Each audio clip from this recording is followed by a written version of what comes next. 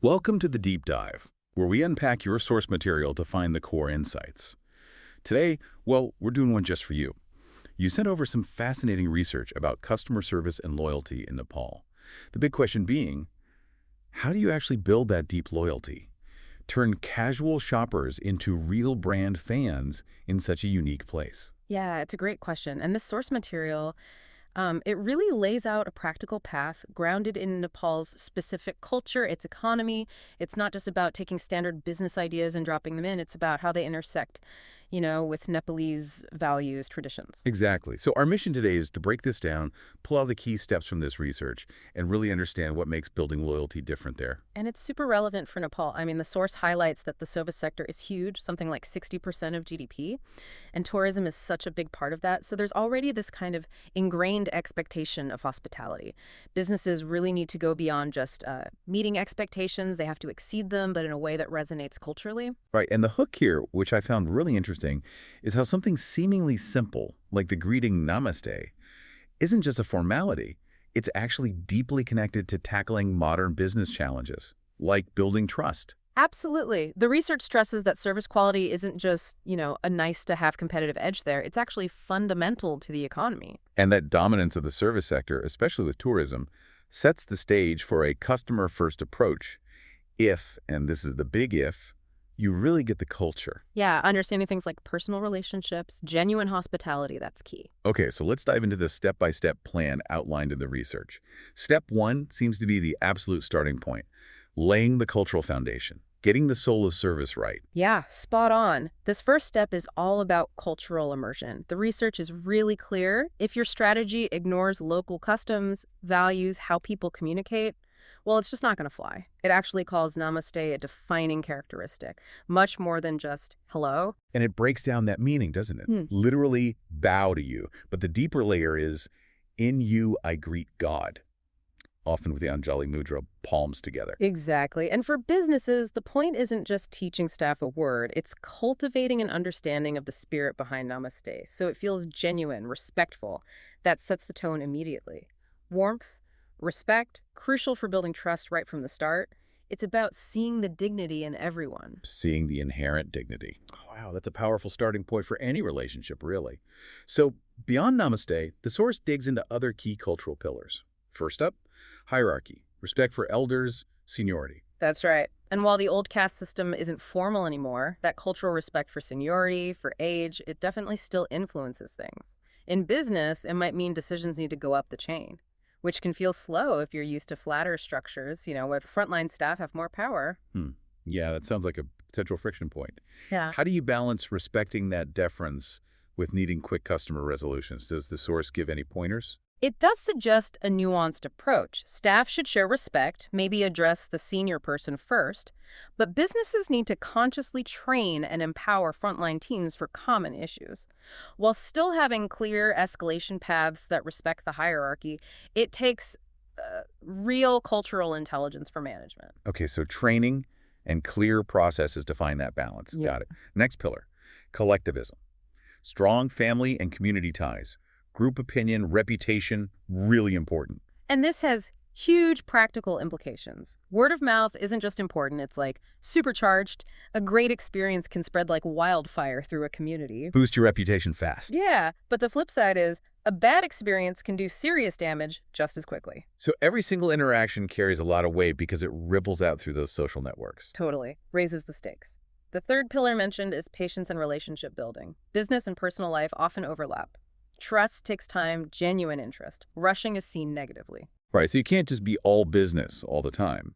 The source suggests taking time for a bit of small talk, getting to know people before diving in, not pushing for fast decisions. Exactly. And this leads right into the Nepalese art of communication.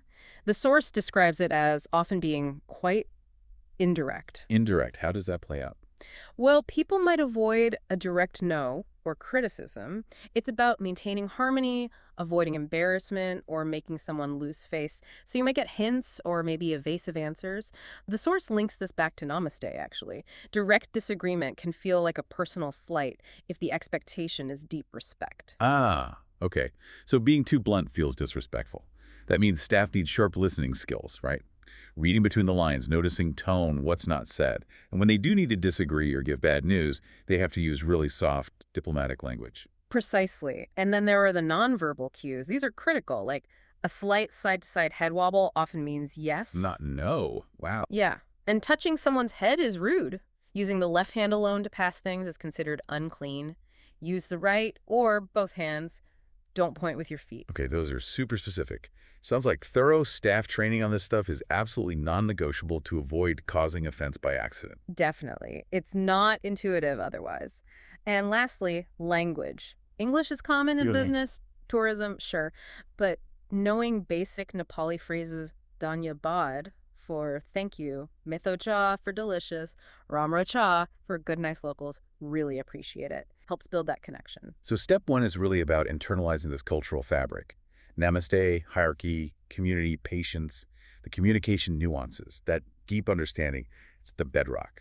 Which leads directly into step two, creating that crucial first impression. Right. Now you translate that awareness into tangible experiences right from the first hello. This applies to both your physical and digital space. For physical spots, it's not just about being tidy. The source talks about using local decor thoughtfully, fabrics, crafts, maybe traditional architectural touches. It mentions the Dwarika's Hotel as a top example, using old Newari woodwork. Yeah, that kind of detail shows real respect for the local heritage. It builds trust. The space itself says something about your values, that you're part of the community. And the digital space is just as vital, maybe more so, given that crazy high mobile penetration over 120%. Exactly. That number screams mobile first. Your website, your apps, they have to work smoothly on phones. Information in Nepali and English, visuals that feel authentic. A clunky online presence just looks unreliable. And in a culture where trust builds slowly, that's a huge turnoff right away. Makes sense. Beyond the space, step two is also about preparing the team. They're the human face, right? Absolutely. Empathy, active listening, the source flags these as key, especially with that indirect communication style. Staff need to hear the unspoken needs. And cultural awareness training comes up again, helping staff navigate differences between local and international expectations, avoids blunders, boosts confidence. Yeah, and then there's appearance and behavior. Neatness, friendliness, a genuine smile, willingness to help universal stuff. But in Nepal, modesty in dress is valued professionally. Suits, conservative dresses, or saris. Even online, looking presentable on video calls matters. The source mentions above the Himalaya trekking how their guides' cultural understanding is core to their service. These soft skills are really hard requirements. So knowing the culture, having those people skills, they're not optional extras. They're essential. And it all leads to personalization from the start. Making people feel seen, special right away, using their name, offering help, offering tea, that's a big hospitality gesture in Nepal. Showing genuine interest. Small things, but they build that warm, trusting contact immediately. Get that right, and you've paved the way for step 3, consistently exceeding expectations throughout the whole customer journey. Right, moving beyond the welcome mat to really nurturing that relationship.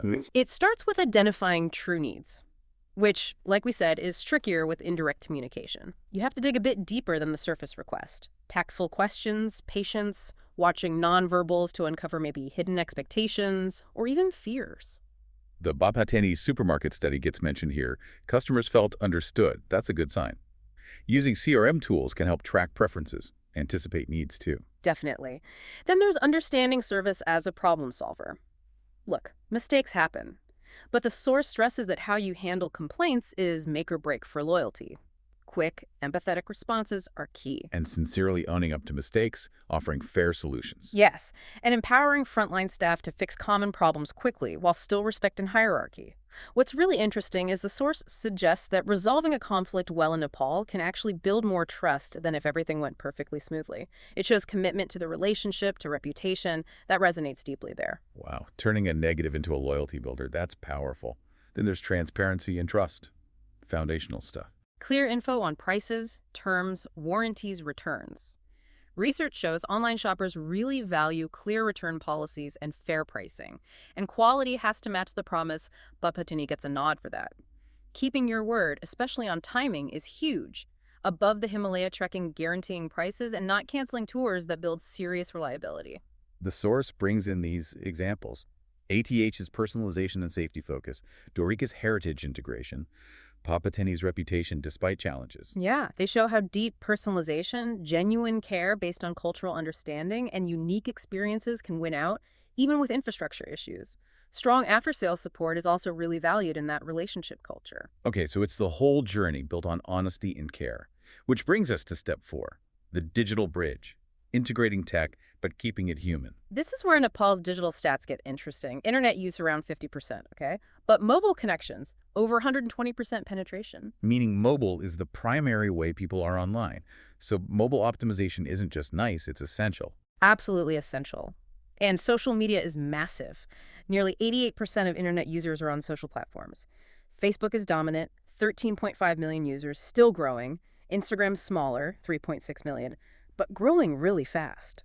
So social media is unavoidable for marketing, communication, getting feedbacks, maybe even building community. The data shows a gender skew towards men on both, though less so on Instagram. Right, and that demographic insight is important. You got to tailor your approach for each platform. It's not one size fits all. Facebook Messenger also has huge reach, over 10 million users, growing fast too. And that's a key channel for blending tech with the human touch. Prompt support, consultations, orders, updates. Chatbots can handle the easy stuff, freeing up people for complex issues. Messengers could become a primary support channel. Viber might also be relevant. So strong digital presence, yes. Yeah. Quality website, easy navigation, interactive features are crucial, especially for e-commerce. But the digital world runs into physical reality with logistics. E-commerce is growing, but getting stuff delivered faces big hurdles. The source lists them out. Mountains, tough roads, landslides, customs, high shipping costs, lack of warehouses, and that tricky last-mile delivery, especially in remote spots with unclear addresses. Yeah, these are serious challenges. They need creative solutions, like using different transport modes, smart route planning, mixing GPS and local know-how, partnering with local couriers, tracking, flexible pickup points, small vehicles like the Tata Ace EV for cities. So digital reach is there, but logistics need real investment and innovation. Adapting is key. And a crucial point the source makes. Online shopping can feel anonymous, less trustworthy than face-to-face interactions in Nepal, so businesses need to actively humanize it. Personalized messages, maybe video calls, showing the team behind the scenes. Bringing that Namaste spirit online. Okay, so we've got the journey, the tech bridge. Step 5 is about taking it further, growing brand ambassadors. This is the goal, right? Turning happy customers into real advocates. Loyalty programs are part of it, but they need a Nepali accent, as the source puts it, not just points. It's about tangible value plus recognition. In a culture valuing respect, status making customers feel genuinely important counts. Exclusive offers, events, maybe small personalized gifts, appropriate acknowledgement. Patateni is apparently looking at enhancing their programs. The aim is making people feel valued, respected, part of something special, not just chasing discounts. The power of feedback is also huge for long-term relationships. Need easy ways for people to share thoughts online, offline, social media, messengers. But the key is showing that feedback is actually listened to, analyzed, and used. That builds massive trust. The challenge with indirect communication is getting honest, negative feedback comfortably. Maybe anonymous options, gentle framing of questions. Right, acting on even small comments shows you're listening, encourages more openness later. Exactly. Community building is another angle. Online groups, maybe offline events. And in a collectivist culture, supporting local initiatives or festivals connects the brand to shared values. And finally, social responsibility. Increasingly important everywhere, but the source highlights its relevance in Nepal, protecting nature, heritage, tackling social issues like earthquake recovery, trafficking. Brands showing genuine care for the environment or community, like AT8's initiatives or Dwarika's heritage work, earn deep respect and loyalty.